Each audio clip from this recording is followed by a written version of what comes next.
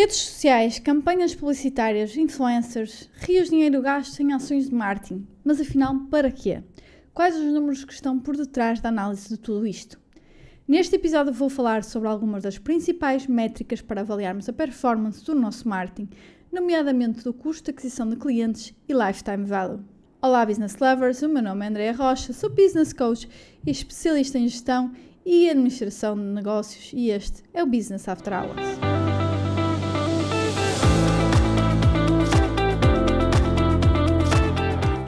Olá Business Lovers, espero que esteja tudo bem. E antes de começar o episódio, eu queria agradecer a toda a gente que me deixou muitas mensagens acerca do último episódio, basicamente sobre maternidade e empreendedorismo. Foi muito bom ver que a reação foi tão boa. Aqui é um material que também tinha aqui muito do meu ponto de vista pessoal, muito do meu conhecimento pessoal, da minha experiência. E é tão bom saber que eu pude ajudar, se calhar a ajuda que eu gostava de ter há 2 anos atrás, nesse ponto.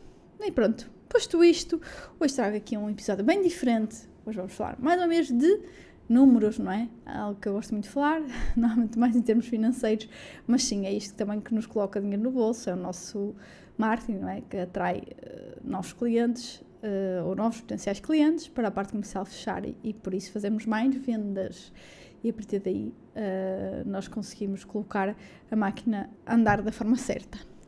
Então, é sobre marketing, mas não é um episódio qualquer. Vamos falar aqui muito de números, de métricas e muita gente continua ainda a não ter isto em mente.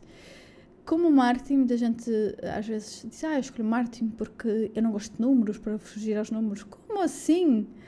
Marketing é sobre analisar números, ponto final. É sobre analisar métricas, retirar conclusões e melhorar continuamente. Marketing é sobre as ações que fazemos para criar uma necessidade, um desejo no nosso público-alvo, gerando contactos, não é? Que depois a parte comercial se transformará em vendas. Então, para saber se efetivamente essas ações estão a ter resultados, nós temos que fazer o quê? Temos que medir. Temos muitos números aqui para falar, não é? Métricas, KPIs, mas eu decidi pegar em 5 que eu acho que efetivamente são mais importantes e, na minha opinião, também alguns, talvez se calhar não sejam seguidos por alguns, mas que eu acho pertinentes de seguir e que sejam importantes, não é? Para quem quer começar a olhar para alguma coisa nisto ou grande, que os básicos estão a ser revistos. Então, vamos a essas 5 métricas de marketing. Que eu escolhi, taxa de conversão. Que a taxa de conversão pode ser por canal, por fase do processo. A taxa de conversão basicamente mede a percentagem de utilizadores que completaram uma determinada ação, que basicamente responderam a uma chamada de ação que nós queríamos que o consumidor tomasse. A taxa de conversão pode ser relativa à quantidade de pessoas, por exemplo, que entram no site por ter visto um anúncio, pode ser a quantidade de pessoas que, por exemplo, reservam uma mesa para um jantar, após ter visto um panfleto de um restaurante, não é? Isto pensando mais aqui no marketing offline, que hoje em dia também existe menos ou há menos foco nele, mas isto também existe ao longo desse marketing offline. E basicamente o que é que nós queremos é que quanto maior for a nossa taxa de conversão, mais bem sucedida é a campanha de marketing e teremos melhores resultados também no fim da cadeia, ou seja, mais vendas, não é? Podemos medir a taxa de conversão ao longo de um funil de vendas. O funil de vendas vai ser o desdobramento de várias taxas de conversão ao longo das nossas várias etapas de marketing e vendas. Para quem pretende saber mais sobre o funil de vendas, pode ouvir o episódio número 30 deste podcast com o título Funil de Vendas e fala um bocadinho mais sobre isso, sobre as fases, sobre também um pouco aqui a taxa de conversão, não é? E é importante se calhar vocês analisarem os vossos números e começar a ter consciência dos passos. Então isso tudo lá está nesse episódio do funil de vendas. 2, eu escolhi aqui a métrica ROI, Return on Investment. O ROI é uma métrica financeira, mas muito utilizada no marketing para avaliar os investimentos realizados. Até porque é uma fórmula simples, então basicamente conseguimos aferir algum tipo de conclusão facilmente. O Return on Investment, ou retorno sobre investimento, calcula a relação entre as vendas, porque aquela campanha gerou, e o que foi aplicado nesse investimento, não é? Em marketing. A fórmula do ROI é genericamente vendas menos investimento em marketing, o quociente entre essa diferença e investimento em marketing. Para saber o ROI ideal para uma empresa, é preciso levar em consideração diversos fatores e não só olhar para esse número por si. Pode-nos dar uma perspectiva muito alienada daquilo que é a nossa realidade, não é? Porque nós estamos aqui a falar de vendas, investimento em marketing. Não sabemos sequer se essas vendas estão a trazer lucro, não é? Então todos os indicadores, de uma forma geral, não só na parte de marketing, mas também na parte de vendas, financeiro, não há um indicador que diga assim, olha para isto já está. Não, eu tenho que analisar vários e analisar em conjunto e perceber as ilações e quando um sobe o que é que está a acontecer ao outro, como é que eu consigo achar este que vai trazer um melhor resultado neste, não é? Então todos os indicadores devem ser sempre utilizados não de uma forma absoluta, que só é aquele que conta, não é? Ou ter só aquele para medir como é que vai o marketing, não. Eu tenho que ter vários, e por isso é que eu aqui comprei 5, e podemos trazer muitos mais, não é? Mas eu coloquei 5, eu acredito que se nós fizermos isto, já vamos fazer muita coisa, já vamos ter noção de muita coisa, ok? E ter melhores ações de marketing, ter melhores resultados com as nossas ações de marketing. Em número 3, eu trouxe o CAC. O CAC, ou o custo de aquisição de clientes, Customer Acquisition Cost, descreve quanto uma empresa tem que gastar para conseguir um novo cliente.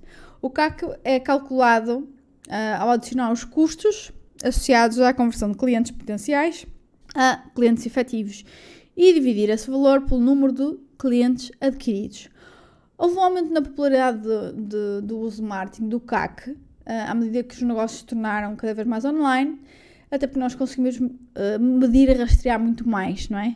Então, à medida que os negócios online começaram a evoluir, nós começamos a ter muito maior controle e a utilizar muito mais esta métrica do CAC. Como saber como estamos a pagar para clientes potenciais para clicarem em banners, para lerem artigos ou outro tipo de conteúdos, não é? É mais difícil rastrear, com muito menos fiabilidade, com muito maior erro, mas também é possível fazê-lo em campanhas mais offline, sendo que hoje em dia não é acaba por ser um erro não fazer campanhas online. Mais recentemente, como eu estava a dizer, com o marketing digital, não é? com o aparecimento e que a escalada dos negócios online, também a escalada do marketing digital, podemos segmentar grupos esses específicos de clientes, e isto é relativamente novo. Tradicionalmente as empresas tinham que criar uma ampla rede de publicidade, não é? Que envolveria direcionar o seu conteúdo de marketing para um amplo segmento de potenciais clientes, na esperança que isso trouxesse alguns clientes novos. Essa abordagem carece de especificidade, era comum que as empresas vissem retornos subdimensionados nesse investimento de marketing, muitas vezes nem sabiam sequer de onde é que vinha, não é? Porque não há essa rastreabilidade. E com o marketing digital nós, neste momento, conseguimos trabalhar naquilo que é o marketing de hoje em dia, que é marketing para nichos, em campanhas segmentadas e combinadas com métricas de CAC que dão-nos um valor fidedigno de quanto estamos a gastar para trazer um novo cliente. E porquê é que o CAC é tão importante e ainda estou aqui neste tema? Basicamente porque o CAC reflete o sucesso do desempenho da campanha de marketing e vendas. O marketing e as vendas gastam muitos recursos, não é? De dinheiro, pessoas, tempo, esforço, a tentar encontrar novos clientes. O custo de aquisição de clientes é apenas uma métrica de desempenho importante que devemos acompanhar para saber a eficácia dessas campanhas. E após entender quanto custa adquirir um cliente, podemos começar a criar estratégias para reduzir esse custo, não é? Aumentando o retorno sobre o investimento, o ROI, ok? Então, lá está que eu digo. Não analisar uma métrica só por si, utilizar várias em conjunto. Nota-se muito, isto é muito importante, custa menos reter clientes do que encontrar novos clientes. Os estudos dizem que é até 70% mais rentável eu vender dentro dos meus atuais clientes do que encontrar novos clientes. Isto das métricas, depois, claro, depende dos estudos e da forma como são desenvolvidos, mas de uma forma geral, todos nos dão este panorama. Outros estudos, por exemplo, falam entre 5 a 25 vezes mais caro encontrar um novo cliente do que reter um existente. Então, a conclusão é óbvia. Sempre que possível, tentar vender mais aos mesmos, não é? Aqueles já são nossos clientes, o esforço é muito menor, o custo é muito menor. E é simples de perceber que não despendemos, não é? Todos os recursos que temos para despender para encontrar um novo cliente. No entanto, também não é virarmos só para aquela que é, neste momento, a nossa lista de clientes, não é? Que também há empresas que basicamente é isso. Tenho esta base de clientes, tenho uma dependência enorme daquela base de clientes e não se focam em entrar em novos clientes. Pois há um problema e muitas vezes eles também não estão diversificados e com aquele cliente e puf, não é? Foi-se à vida e agora o que é que acontece à nossa empresa que estava em 80% dependente daquele cliente? E isto é tão valioso que, para vocês verem, há um estudo desenvolvido pela Bain & Company, esta é uma consultora internacional, que mostra-nos que aumentar a retenção do cliente em 5% pode fazer aumentar os nossos lucros entre 25% a 95%. Isto é ótimo, ok? Imaginem uma ação que é só 5% aumentar o lucro em 25% a 95%. Claro que depois aqui não é tem estas variâncias grandes porque depende de quanto é que vale cada um dos nossos clientes, quanto é que cada um paga para adquirir o seu cliente, mas sem sombra de dúvida trabalhar nos clientes atuais é a chave para termos maior rentabilidade. Então, embora o CAC seja importante, uma métrica importante, devemos considerar, como eu disse, outros números de marketing e vendas, nomeadamente no que diz respeito à nossa retenção de clientes. Aqui também para falar do CAC, pronto, não vou entrar mais por aí, mas devíamos também falar do churn rate, né, que é basicamente a taxa de clientes que saem na nossa base de dados e perceber porquê. Mas pronto, primeiro vamos a uma fase e depois há uma fase posterior.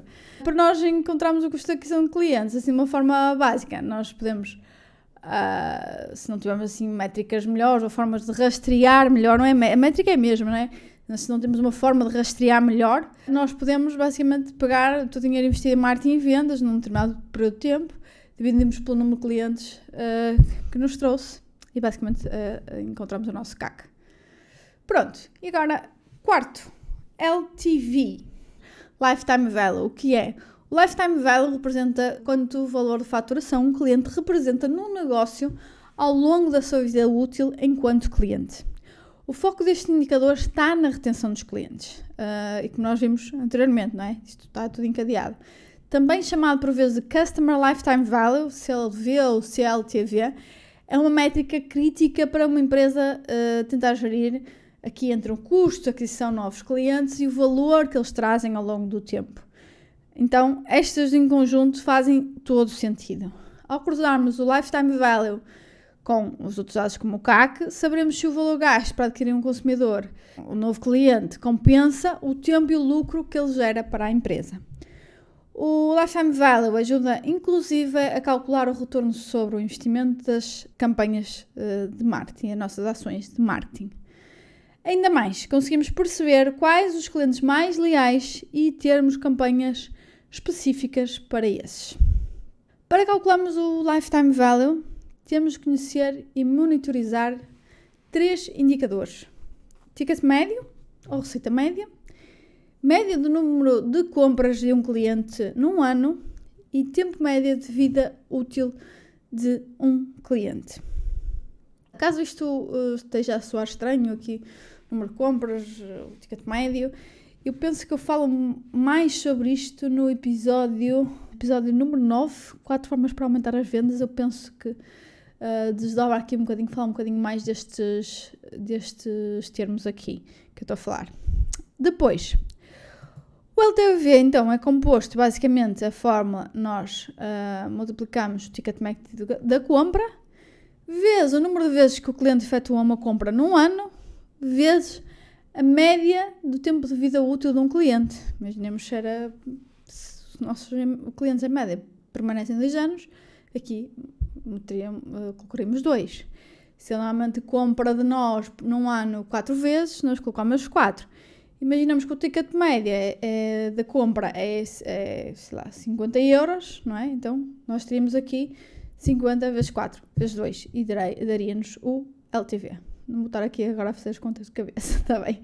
Foi um exemplo que me veio aqui à cabeça de repente. Negócios em que os clientes entram e retornam com alguma dinâmica, nomeadamente subscrições. O mais fácil de fazer é basicamente, nós vamos num período, nós pegamos no total da receita, sabemos que aí o total da receita vai ter, se calhar, até vários produtos, não é? Diferentes. Dividimos por número total de clientes e temos um lifetime value dentro do nosso negócio. Por último, falar aqui do período do retorno. O período de retorno é basicamente o número de meses de faturação recorrente de um cliente médio que leva para igualar o custo médio de aquisição de um cliente gasto com vendas e marketing. É associado muitas vezes aqui ao período de retorno, o pêndulo do retorno, ok? E nós, basicamente, o que é que isto significa? Ou seja, há um período que leva desde o momento que eu invisto até que se torna rentável o cliente, não é? Pela questão do CAC, pela questão do LTV, que nós já falámos. E então, imaginemos, nós, numa primeira fase, nós estamos a assumir um custo de aquisição do cliente, não é? Nós estamos a investir um dinheiro que chegará a um ponto, também chamado ponto morto das vendas, ou break-even point. Pronto, mas aqui é associado só, neste caso, à aquisição de clientes, não é um negócio global, não tem a ver com break-even point, generalizado negócio, como eu falei num outro episódio, em que o break-even point, aqui vai ser um momento a partir do qual aquele cliente nos vai dar lucro, não é? É a parte que nós entramos no LTV. Então, imaginemos, para colocar isto em números, se eu gasto 100 euros para adquirir um cliente, ok? E o ticket médio que eu tenho é de 50 euros. Ou seja, cada vez que, em média, cada cliente compra na minha loja, na minha empresa, whatever, 50 euros é média. E sabemos que a recorrência do nosso cliente é de 2 em 2 meses. Então o que é que sabemos? Sabemos que ao fim de 2 meses, aquele cliente que nos custou 100 euros para angariar vai estar no break-even. Ou seja, ele entra, faz uma compra de 50 euros, depois faz outra compra de 50 euros, então esses primeiros 100 euros basicamente são para liquidar o que nós gastámos com o custo de aquisição dele, não é? A partir daí vai entrar a parte do lifetime value e a partir daí é quando nós começamos a gerar lucro, não é? O período de retorno de surfar a onda do LTV. Pronto, por isso é que é muito importante, nomeadamente estas duas, não só olhar para o ROI, nós podemos olhar para o ROI, mas olhar estas duas aqui em conjunto, CAC e LTV. E pronto, assim chegamos ao final de mais um episódio do Business After Hours. Já estou aqui cansada a falar aqui de muitas métricas, espero que vos tenha sido útil. Obrigada por estarem a ouvir, eu espero ter-vos aqui no próximo episódio. Não se esqueçam, classifiquem este episódio na plataforma que estão a ouvi-lo, isso é muito importante, porque o podcast vem a crescer muito, sempre de forma orgânica, e vocês podem dar um contributo ainda maior para isso, fazendo essa classificação na plataforma que estão a ouvir. Fico à espera de vocês no próximo episódio. Até lá, stay tuned!